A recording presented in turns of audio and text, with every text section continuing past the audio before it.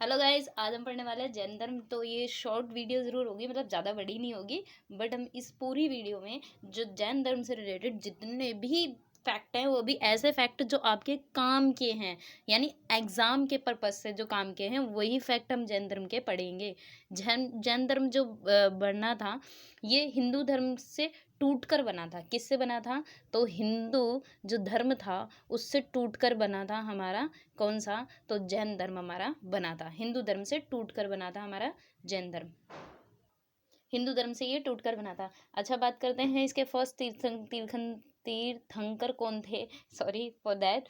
तीर्थंकर मतलब इसके सबसे पहले कौन थे? तो वो थे उनके इसके तीर्थंकर सबसे पहले थे ऋषभ देव। और ऋषभ देव को ही हम क्या कहते हैं? तो ऋषभ देव को ही हम इसके क्या कहते हैं? तो ऋषभ देव को ही हम इसके संस्थापक भी कहते हैं। ऋषभ देव को ही हम क्या कहते हैं? तो इसके फर्स्ट संस्थापक भी कहते हैं। यानी पहला तीर्थंकर होगा तो वही हमारा क्या कहलाएगा? वही हमारा संस्थापक भी कहलाएगा। क्या कहलाएगा? तो वही हमारा संस्थापक भी कहलाएगा। अब हम बात कर लेते हैं डायरेक्ट 23वें तीर्थंकर थी। 23वें तीर्थंकर इसके थे पार्श्वनाथ। कौन थे? तो वो थे पार्श्वनाथ। कौन थे? तो वो थे पार्श्वनाथ। और वहीं पर बात कर लेते हैं 24वें तीर्थंकर कौन थे इनके?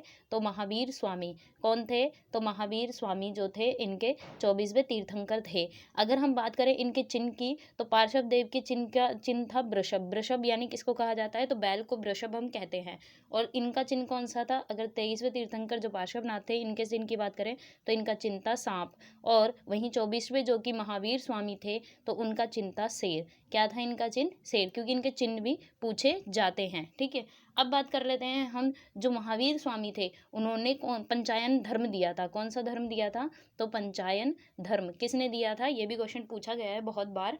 ठीक है, कि पंचायन धर्म किसने दिया था? तो महावीर स्वामी ने पंचायन धर्म दिया था। और ये भी पूछा जाता है कि जैन धर्म के संस्थापक तो ऋषभ देव थे, लेकिन वास्तविक संस्थापक कौन था? तो महावीर स्वामी को हम वास्तविक संस्थापक भी कहते हैं। क्या कहते हैं? तो वास्तविक संस्थापक भी हम इन्हें कहते हैं। ब्रह्मचार्य इन्होंने ही ऐड किया था इनके ग्रंथों में। ठीक है, और इसमें समेध शिखर पर ज्ञान जिसे बोलते हैं चतुरायन धर्म, वो किसने दिया था? तो चतुरायन धर्म पार्श्व नाथ ने दिया था, जो कि हमारे कौन से थे? 23वें तीर्थंकर थे। क्या दिया था इन्होंने? चतुरायन धर्म। चतुरायन धर्म मतलब इन्होंने 4 धर्म दिया कि चोरी नहीं करना है, ठीक है, धम्म संग्रह करना है, झूठ नहीं बोलना है, हिंसा नहीं करनी है।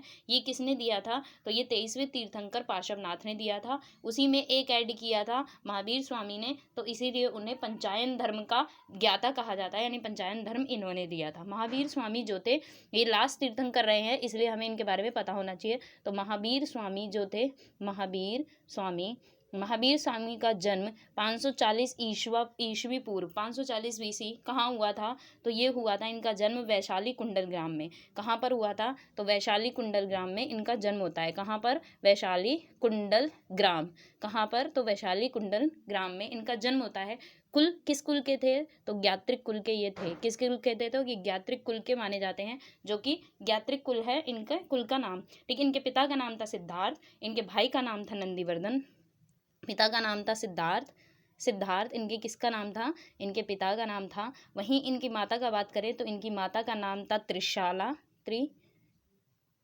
या त्रिशला। ठीक है, इनकी माता का नाम था। इनकी पत्नी का नाम था यशोधरा।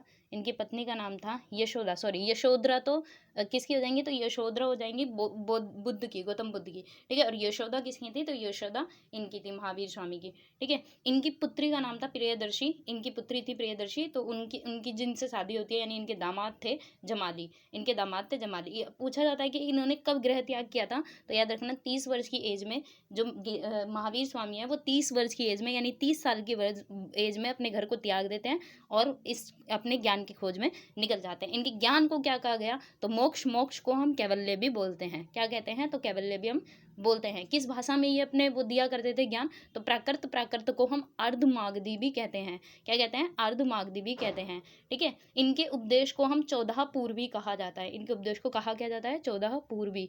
इनका उपदेश का उद्देश्य था कि अहिंसा से रहें, यानी हिंसा ना करें। जो कौन चाहते थे? तो महात्मा गांधी जी चाहते थे, वही इनका उद्देश्य था। जैन धर्म के त्रिरत्न भी होते हैं, और त्रिरत्न में कौन कौन से हैं? तो ज्ञानम, विश्वास, आचरण, यानी सम्यक ज्ञान, सम्यक विश्वास, विश्वास, सम्यक आचरण, ये इनके 3 क्या थे, त्रिरत्न थे, 3 रत्न थे, याद रखना। ठीक है, कौन कौन से, सम्यक ज्ञान, सम्यक विश्वास, सम्यक आचरण। अब बात करें कि इनको ज्ञान की प्राप्ति कहाँ पर हुई, तो ज्ञान की प्राप्ति इनको जो होती है वो होती है जंबिक ग्राम में। जंबिक ग्राम कहाँ पर, तो जंबिक ग्राम वो भी कहाँ पर, ऋजुपालिका नदी पर और साल के वृक्ष के नीचे। कहाँ पर, साल के वृक्ष के नीचे ऋजुपालिका नदी के किनारे। जगह का नाम है जंबिक ग्राम, जगह का नाम जंबिक ग्राम, वृक्ष साल का, और नदी कौन सी, तो ऋजुपालिका नदी। इनका पहला उपदेश इन्होंने कहाँ दिया था, तो पहला उपदेश इन्होंने राजगीर में दिया था। कहाँ दिया था, तो राजगीर में फर्स्ट उपदेश दिया था, और लास्ट उपदेश इन्होंने पावापुरी में दिया था। कहाँ पर दिया था, तो अपना लास्ट उपदेश, तो लास्ट उपदेश इन्होंने पावापुरी, पहला उपदेश इन्होंने राजगीर, लास्ट उपदेश पावापुरी, पहला उपदेश राजगीर। ठीक है, कैवल्य क्या कहा था, इनके मोक्ष को हमने कैवल्य कहा था, यानी जो ज्ञान की प्राप्ति हुई थी उसे हम कैवल्य कहते हैं। इस कैवल्य में आत्मा को जो है वो कठोर ज्ञान के थ्रू प्राप्त किया है, यानी हम कहते हैं कि यहाँ पर जो है पुनर्जन्म में ये लोग विश्वास करते थे, आत्मा पुनर्जन्म लेती है ये कहा जाता है, और उसको हम क्या कहते हैं, सरलेखन कहते हैं। किस विधि से, सरलेखन विधि से। ये भगवान में विश्वास नहीं किया करते थे, मूर्ति पूजा के तो ये कट्टर विरोधी थे, यानी ये मूर्ति पूजा नहीं कराया करते थे अपने यहाँ पर। जैन धर्म की 2 शाखाएं बढ़ती हैं बाद में जाकर, कौन कौन सी, तो एक दिगंबर और एक श्वेतंबर। दिगंबर जो थी, जो कि वस्त्र नहीं पहनते थे, उन्हें हम दिगंबर बोलते थे, और दिगंबर किन्हें बोलते थे, तो दिगंबर जो वस्त्र विहीन रहते थे, यानी वस्त्र नहीं पहनते थे। ठीक है, दूसरी इनकी बनी थी श्वेतांबर। श्वेतांबर कौन सा था, तो श्वेतांबर वो था जो स्थूल श्वेतांबर जिसमें सफ़ेद वस्त्र पहना करते थे। कौन सा, तो सफ़ेद वस्त्र पहना करते थे, और इनके जो मानने वाले थे वो कौन थे, तो दिगंबर को भद्रबाहु मानते थे और श्वेतांबर को स्थूलबाहु माना करते थे। संगीति की बात कर लेते हैं लास्ट, कि इनकी 2 संगीति होती हैं, और 2 संगीति कहाँ कहाँ का, तो पहली संगीति पटना में, पटना जिसे पहले पाटलिपुत्र बोला जाता था। क्या बोला जाता था, पाटलिपुत्र। वो कब हुई थी, 300 BC में। कब हुई थी, 300 BC में पहली संगीति पटना पाटलिपुत्र के नाम से जाना जाता था।